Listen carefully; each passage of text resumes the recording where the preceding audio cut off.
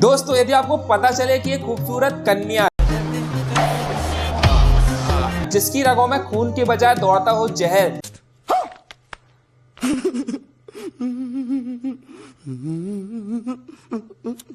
क्या आप ऐसी कन्या से दोस्ती या प्यार करना चाहोगे?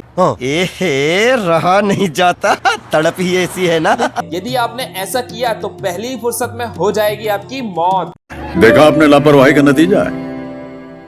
दोस्तों हमारा इतिहास एक से बढ़कर एक रहस्यों से भरा हुआ है। इतिहास के पन्नों पर मिलते हैं ऐसे जीवों के वर्णन जो बेहद रहस्यमय हैं। कुछ ऐसे जीव जिनकी हमने सिर्फ कहानियां सुनी है, तो कुछ ऐसे जिनका अस्तित्व आज भी हो सकता है। ऐसी एक रहस्यमय जीव है विष कन्या, जो एक बेहद खूबसूरत और आकर्षक जवान स्त्री होती है, जिसका वर्णन इतिहास में तो मिलता ही है और इनका अस्तित्व आज भी हो सकता है। वैदिक साहित्य, लोक कथाओं और इतिहास के अनुसार विष कन्या उस स्त्री को कहते हैं जो अपने शरीर के अंदर पॉइजन को धारण कर सकती है, जिसे बचपन से ही थोड़ा थोड़ा पॉइजन देकर जहरीला बनाया जाता है। लंबे समय से विष की मात्रा धीरे धीरे लेने से उसका शरीर इस विष को धारण करने लायक बन जाता है, जिससे उनके शरीर पे मौजूद तरल लगभग विष होता है। इसके करीब आकर इसके शरीर में मौजूद किसी भी तरल के संपर्क में आने से मौत हो जाती है। इन्हें सिर्फ जहरीला ही नहीं बनाया जाता, बल्कि हर तरह की ट्रेनिंग भी दी जाती है। गायन, नृत्य और संगीत की शिक्षा दी जाती है। सभी प्रकार की छल विद्या में माहिर बनाया जाता है, ताकि राजाओं द्वारा इनका इस्तेमाल करके शत्रु को छल पूर्वक मृत्यु के घाट उतारा जा सके। पुराने जमाने में राजा महाराजा विष कन्याओं को अपने राज्य में रखते थे। दरअसल पुराने समय में किसी शत्रु को खत्म करने के लिए कई तरीके अपनाए जाते थे, जिसमें युद्ध सबसे बड़ा माध्यम था।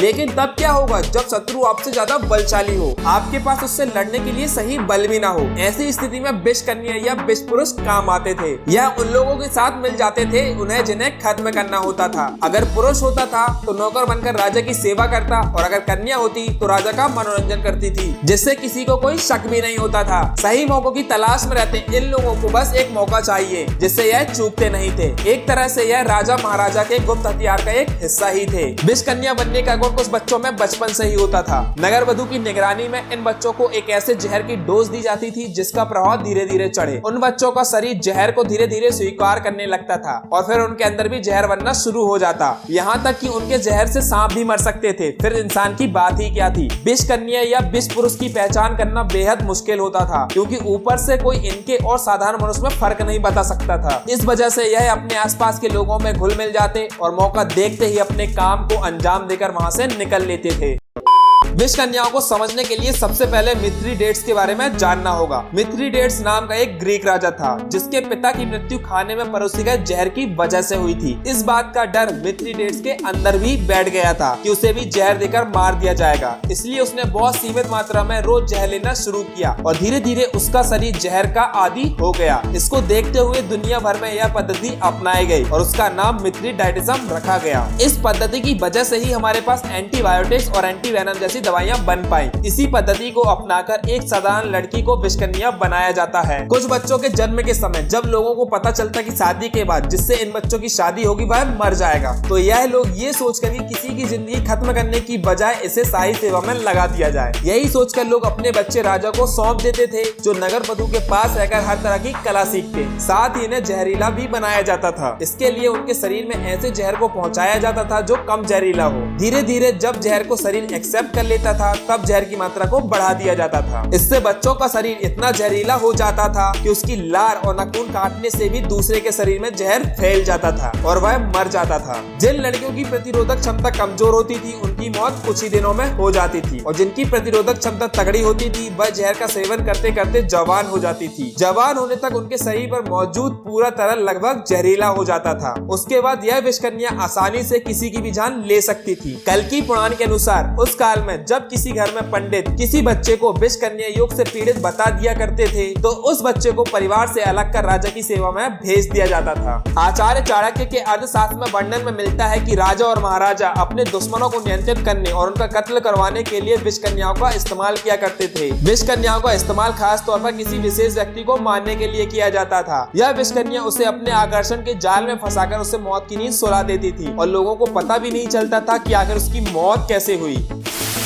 विष कन्याओं का जिक्र चंद्रगुप्त मौर्य के जीवन में भी आता है। घनानंद नाम के राजा ने एक विष कन्या को चंद्रगुप्त मौर्य की जान लेने के लिए भेजा था, लेकिन चंद्रगुप्त के पास उनके गुरु चाणक्य थे, जिनकी बुद्धि का जवाब ही नहीं था। उन्होंने देखते ही पहचान लिया था कि यह लड़की एक विष कन्या है। रुको जरा, सब्र करो। चाणक्य ने उस विष कन्या को पकड़वा दिया और उसकी जान बख्शने के बदले में चाणक्य ने उस विष कन्या को दूसरे राजा को मारने के लिए भेज दिया था। अब चाणक्य को चंद्रगुप्त की चिंता हुई और उन्होंने चंद्रगुप्त को हमेशा के लिए विष कन्याओं से बचाने के लिए उन्हें धीरे धीरे खाने में जहर देना शुरू कर दिया। इसकी वजह से चंद्रगुप्त खुद एक विष पुरुष बन गए थे और उन्हें जीवन में किसी भी विष से कोई परेशानी नहीं हुई। लेकिन इस प्रयोग की वजह से स्वयं चंद्रगुप्त को भारी दुख भी झेलना पड़ा था। दरअसल चंद्रगुप्त को पता ही नहीं था चाणक्य ने उन्हें विष पुरुष बना दिया है। एक दिन की बात है, जब सम्राट चंद्रगुप्त भोजन कर रहे थे, तभी वहाँ उनकी गर्भवती महारानी का आगमन हुआ। महाराज को भोजन करते देख महारानी की भी इच्छा हुई कि महाराज के साथ भोजन करें। अपनी इच्छा के अनुरूप महारानी ने चंद्रगुप्त की थाली में से भोजन का एक कौर उठाकर खा लिया। भोजन में मिले हुए विष के प्रभाव से महारानी कुछ ही क्षणों में बेहोश हो गई। राजा चंद्रगुप्त ने राजवेदों को बुलाया और महारानी की अचानक बेहोश होने की बात बताई, किंतु कोई भी महारानी के बेहोश होने का वास्तविक कारण नहीं जानता था। तभी यह बात चाणक्य को पता चली। उन्हें पता था कि रानी बेहोश क्यों हुई है। उन्होंने तुरंत चिकित्सकों को बुलाकर रानी के गर्भ में स्थित बालक को निकलवा लिया। बालक तो बच गया, लेकिन महारानी की मृत्यु हो गई। वही बालक आगे चलकर बिंदुसार बना। आगे चलकर यही बिंदुसार राज्य विस्तार और जैन धर्म के प्रचार के लिए प्रसिद्ध हुआ। आज के दौर में विष कन्या तो होती नहीं है, लेकिन उनके जैसे कर्म करने वाले अनेकों मिल जाएंगे। विष कन्या राजा के प्रति वफादार होती थी और दूसरों को राजा के इशारे पर बहला फुसलाकर तैयार करती थी। आज के दौर में भी कुछ ऐसा ही होता है। पाकिस्तान और चीन, यह देश पड़ोसी देशों की जासूसी करने के लिए खूबसूरत लड़कियों को उनके पास उनसे नजदीकियां बढ़ाने के लिए प्रेरित करते हैं और फिर उनसे उनके देश के सभी गुप्त राज खुलवा लेते हैं। विष कन्याओं के आधार पर कई फिल्में और टीवी सीरियल्स भी बनाए गए हैं और कल्कि पुराण में भी इनका वर्णन मिलता है। दोस्तों, क्या आपको लगता है आज के समय में भी विष कन्याएं होती होंगी? नहीं। आपका क्या ओपिनियन है इन विष कन्याओं के बारे में? नीचे कमेंट करके जरूर बताइएगा। मजा आया। यदि यह वीडियो आपको अच्छी लगी हो तो इसे लाइक, शेयर और हमारे चैनल को सब्सक्राइब कीजिए। तो करना। तो मिलते हैं जल्द ही नए वीडियो के साथ। तब तक के लिए take care and thank you for listening.